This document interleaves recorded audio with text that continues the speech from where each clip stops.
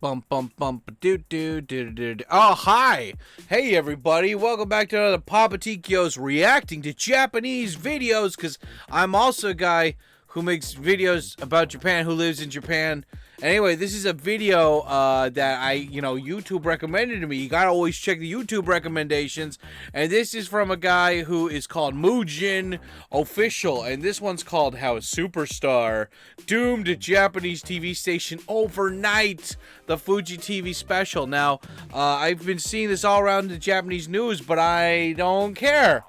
Because I don't care. but now somebody made a YouTube video about it, and I care enough to watch the YouTube video. So anyway, let's get into the video, shall we? Yeah, always, like, guys, if you remember, smash like button, you assholes. Okay, anyway, here we go. We're gonna do it. We're gonna pick the video. How a superstar destroyed a TV station overnight. Okay, let's click on the video, shall we? Okay, here we go. Here's a very simple question for you. What is the anime with the most episodes?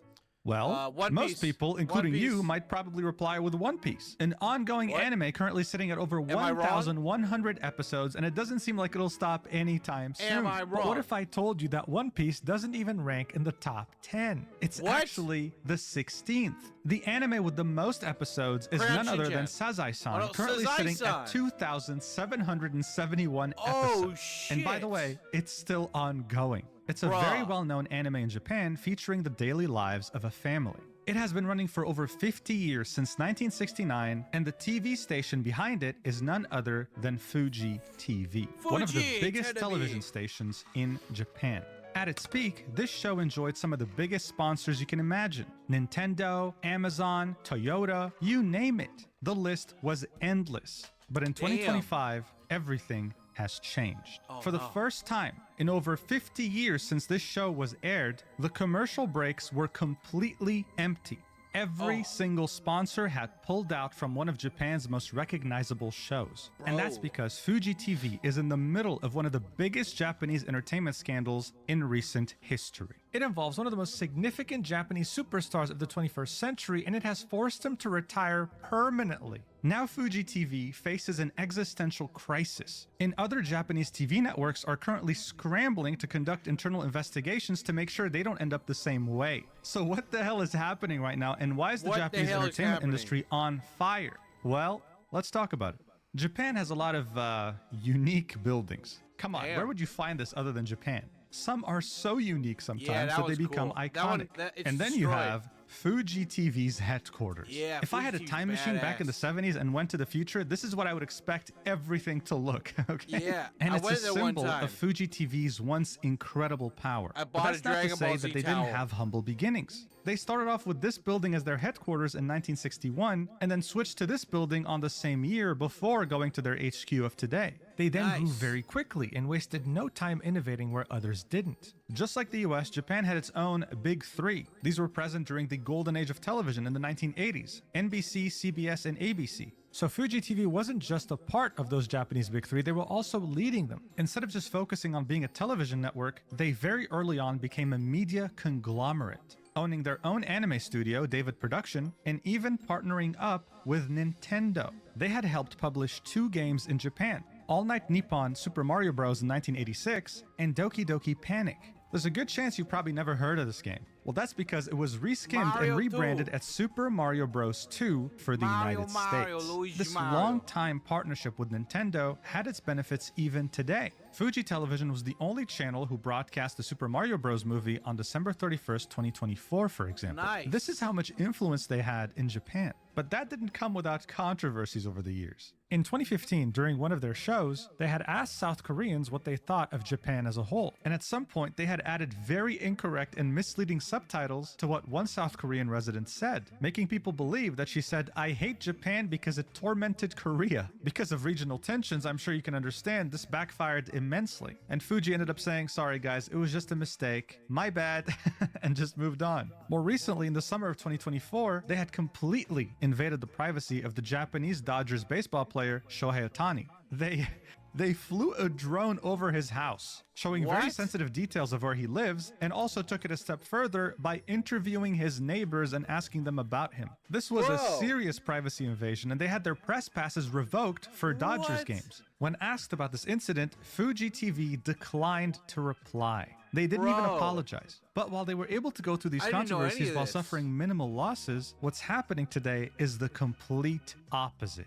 All their sponsors have pulled out, and they will most likely barely even make a profit this year. Because it turns out money isn't the only thing that makes you a powerful TV station. It's also about how well you treat your female employees like merchandise and sell them to celebrities for favor. There's a reason they're facing an existential crisis. But to fully understand the magnitude of the situation, we have to talk about the Japanese idol group SMAP. Established in 1988 when all of its members were practically teenagers, the best way to describe how Japanese people viewed them is the same way the British viewed, I don't know, the Beatles? These guys were absolute superstars in Japan, and it was hard to find someone who'd never heard of them, with their music even reaching a worldwide audience. It consisted of these 5 members right here, and when they finally decided to go their separate ways in 2016, putting a stop to any group activities, the country went into mourning. There were petitions that were made for them to not break up, but in the end, they did go their separate ways after almost 40 years. Yeah, one of the Every guys single got one of these naked and members got in went trouble. ahead and carved their own path. Yeah, what is it? One of the nice things about like moving to Japan and like just being like you know, there's 2 kinds of English teachers. There's the ones that work for English schools, and then there's ones that work for Japanese schools. And when you work for a Japanese school, you're the only foreigner there. And if you want to be able to relate to your students, they like to watch TV. So, and also you want to learn Japanese too, right? So you are motivated to watch TV so you have something to talk to them about, so you can relate to them and be like, oh yeah, you know, like, yeah, I watched that too. It's cool. And, you know, it's like, why do you want to relate to the students? Because I want them to fucking learn English. But anyway, point is that I remember I would watch Japanese news and stuff because everybody at the school would be talking about it, right? I remember this guy right here. Can you see my mouse? Oh, you can't see it. But anyway, the guy with the red necktie on the second to the right, I remember he got naked in like a really rich area of Japan, like in Tokyo. And, like, apparently, like, some tourists found him, and he was just naked, and he was, like, really stressed out, and he had, like, a bottle of sake, and he's like, what's wrong with being naked? I thought it was America. And, yeah, like, it was a big deal. But then they took him off, and then, the guy on the very left, Kim Taku, he's, like, really cool. He's been in, like, a lot of good movies. He was in this TV show called Hero, which was pretty badass, and a couple other things. And then the guy right next to him, second to the left, he was in the Zatoichi movie, and I didn't know that guy could act. And he was also in, what else? He was in the Monkey King. What was it called? Sayuki, I think. And, like, he's actually a really good actor. Like, I'm surprised. I mean, like, these guys, you know, the boy band guys, I don't think they're really that, you know, good most of the time when it comes to acting. Like, they're good at performing but not acting for some reason. But yeah, the 2 guys on the left, they're really good at acting. I was surprised. It was pretty good. So anyway, that's like my further knowledge. They had this song, God, oh man, I don't know, it's one of those things where it's like if I heard that again, I know it.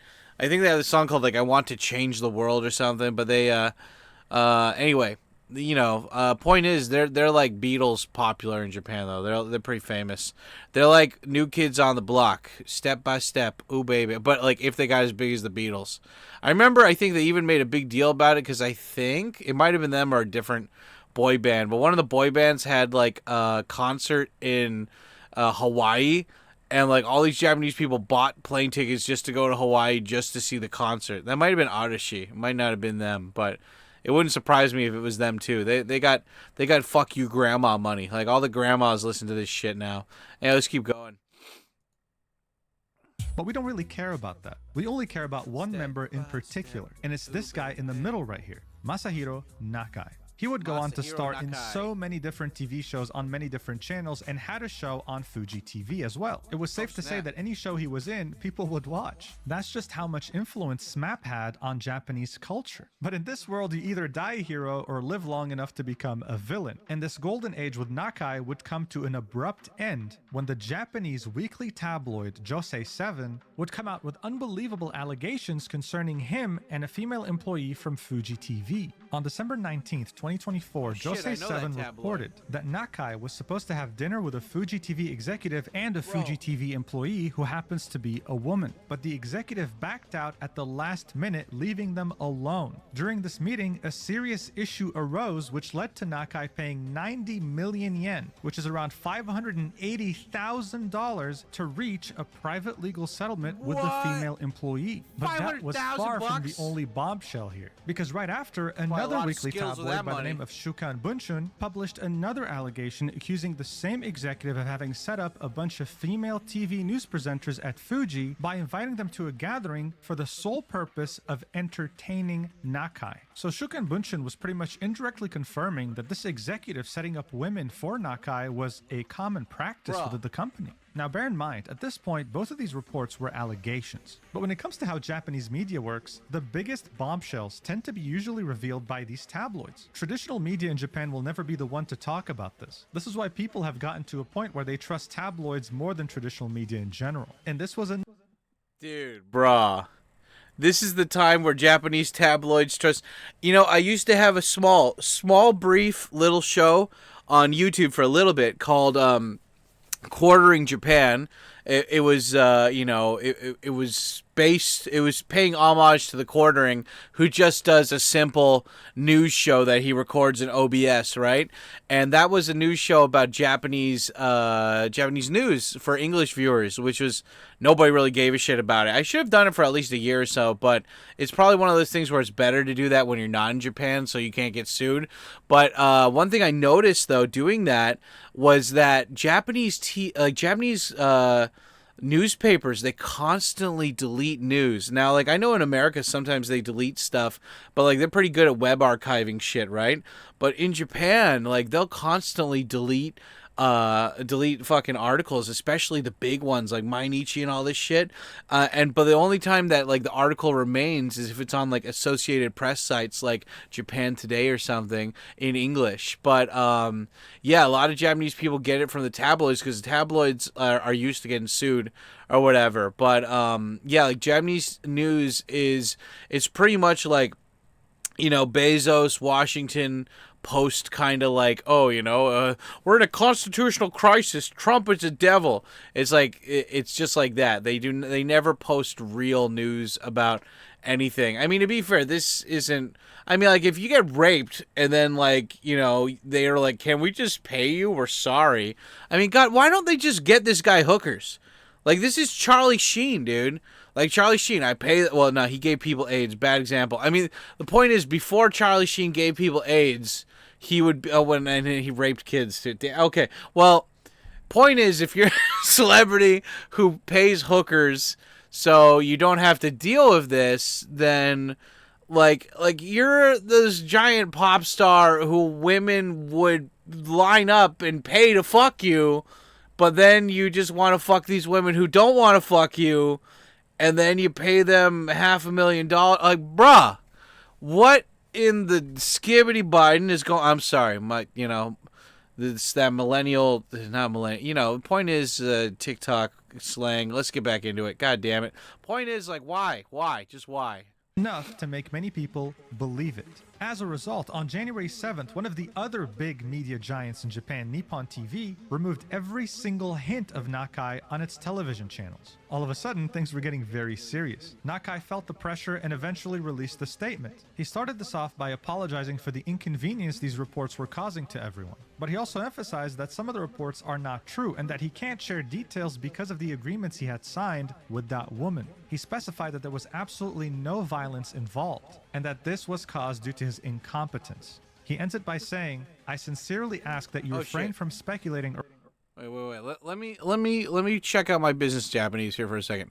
この度は皆様にご迷惑をおかけしていること、大変申し訳なく思っております。報道内容においては事実と伴るものもあり、相手様関係名上の皆様に対しては大変心苦しく思っています。Wow. You know, when you spend a lot of time translating emails in Japanese, it's pretty good. Hey, let's keep going. Let's keep going here.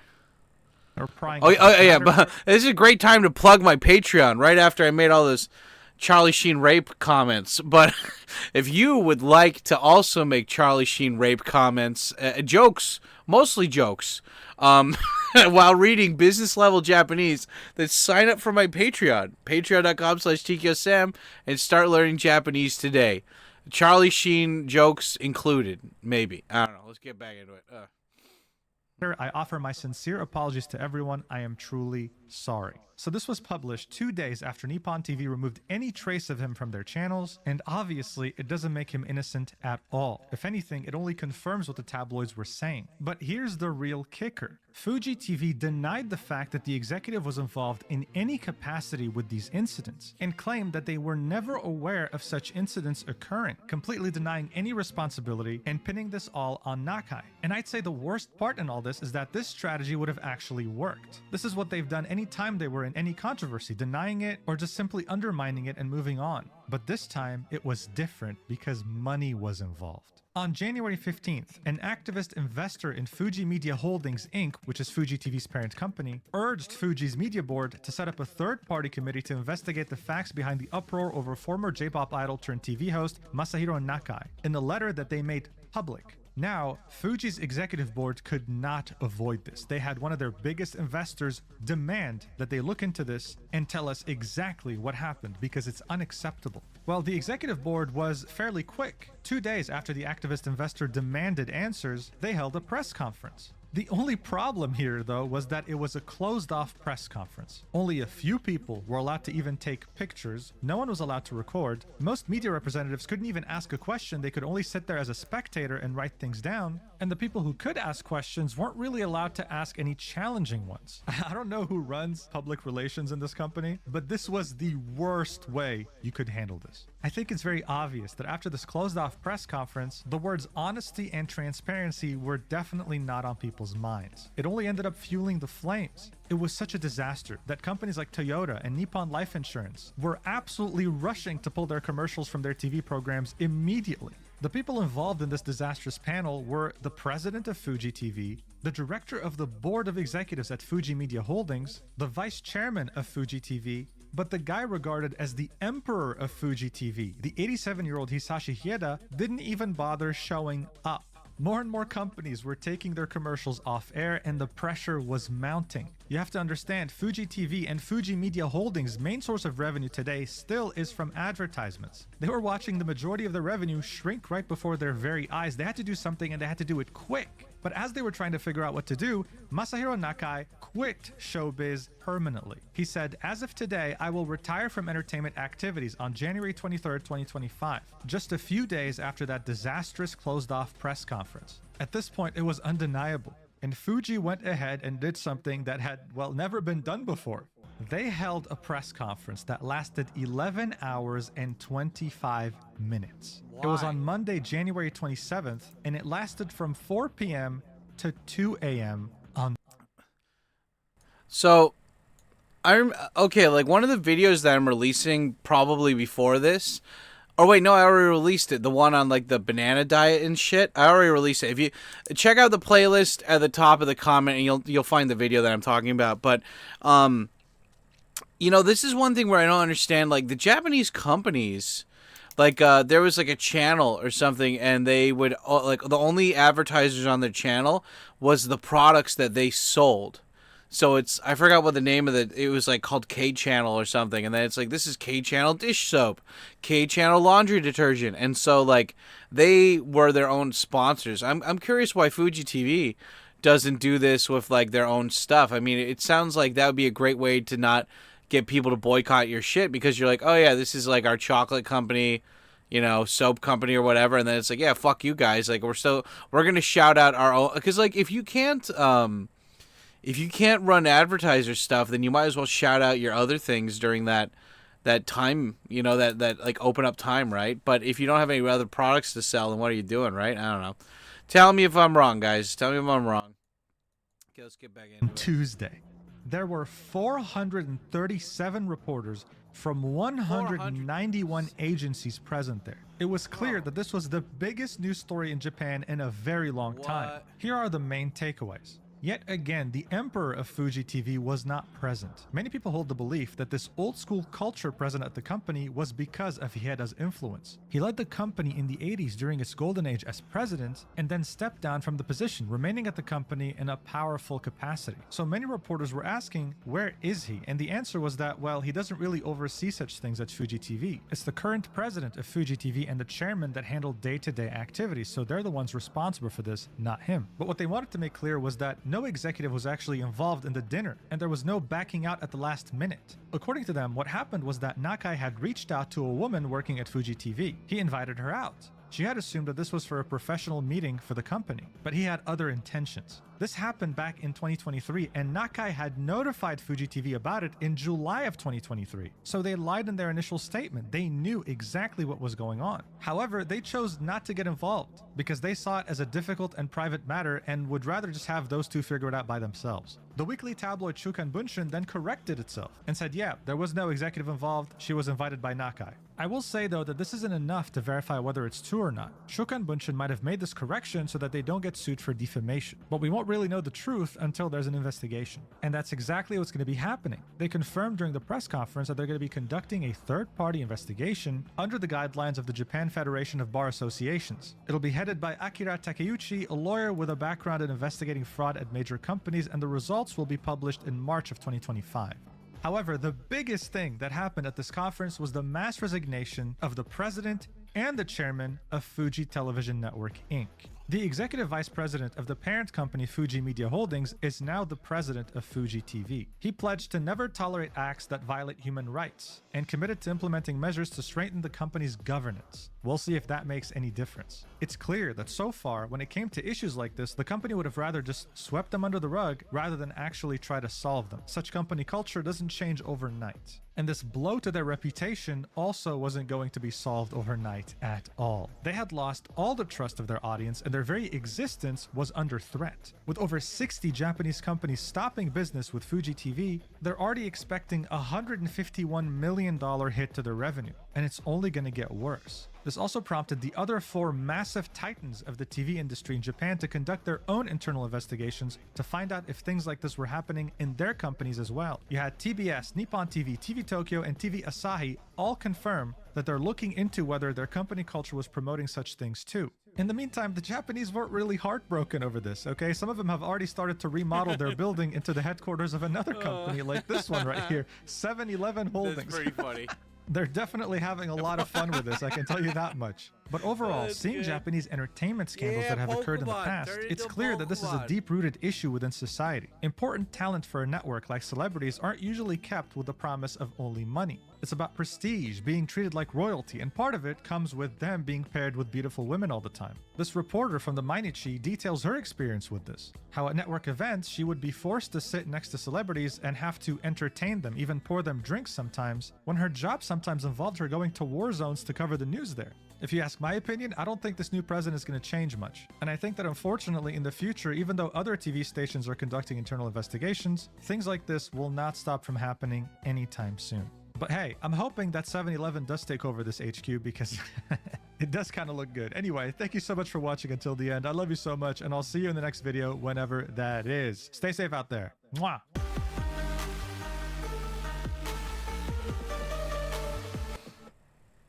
Okay, so, you know, it's so funny how it's like, not to hate on women or anything, but it is funny how it's like, this guy just wanted to get laid, and, I don't know, it's like, it just makes me wonder, you know, like, what really happened? Like, I want to know exactly what the fuck happened, you know? Like, did he do a thing like that guy from the Master of None series, like the Indian dude or whatever, like, who was like, he was just awkward during a date, and then some woman like wrote a blog about him, and all these feminists like attacked him, and he didn't rape her, he was just like, he had no game, you know? And Masahiro Nakai, like one of the videos I think I did back in the day for Quartering Japan was about this guy whose like grandpa is the CEO of like a big company in Japan, and they had paid off 6 women that that guy's grandson had raped.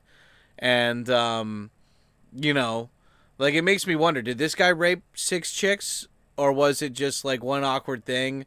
Um like I have a friend here whose father is a Japanese celebrity, but it would have made his career really bad if they found out that he was if he was that guy's son. So that guy, he grew up abroad until he was like maybe 10 or 11, and then he came back to America, or came back to Japan.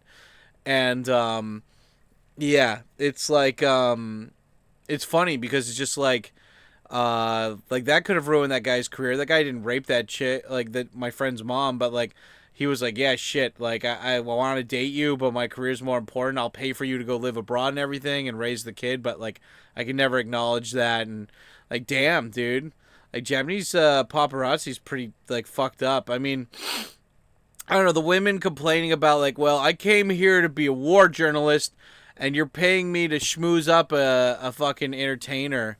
And I'm like, well, isn't that part of working at, like, you know, working in the media is, like, you have to do many different jobs? Like, I remember when I first, and I'm not saying, like, well, you what? You don't, you're complaining about having to fuck celebrities? No, I'm just saying that it's like, if you put your foot in the sand and you're like, nah, I'm not doing that, and they're like, we're firing you, and then be like, fine, I'm going to tell the tabloids that you threatened to fire me if I didn't fucking possibly semi-fuck this dude. Like, I feel like that's the nice thing about the newest generation of like young people, is that they don't put up with crap. They like don't give a shit. Like they're stuck in their own frame, not yours, right? And so I think like there's nothing wrong with like the executives trying to like make their celebrity people, whoever they're trying to hire, like, or schmooze up to. I don't think there's anything wrong with using chicks to do that, but at the same time, like, the chicks have to be like willing to play the game. And it's like asking a feminist to suck your dick. It's, you know, you might be able to get it, but she's gonna hate it every second. You know, might as well find some chick who already likes sucking your dick. To I don't know what I'm saying. But the point is, Muujin, great video, okay? Great video. I don't know, do you guys agree with me? Probably not. I don't care. But the point is, yeah, I'm happy you guys checked out the video.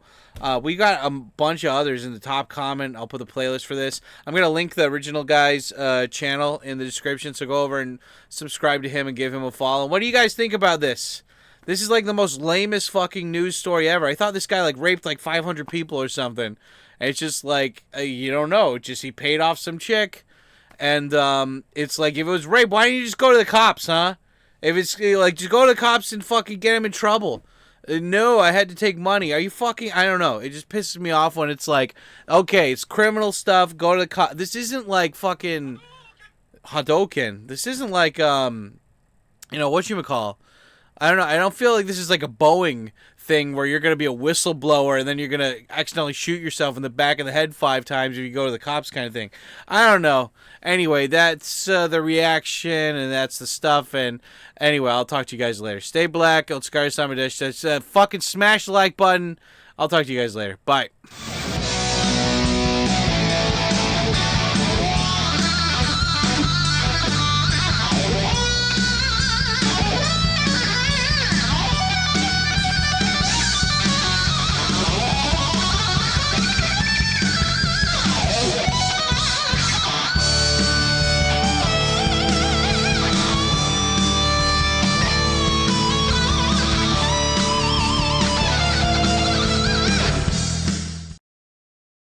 It's time you bit the bullet and started caring about something with all your heart and energy. But you can't care about it if you're always holding yourself back in case it doesn't work out.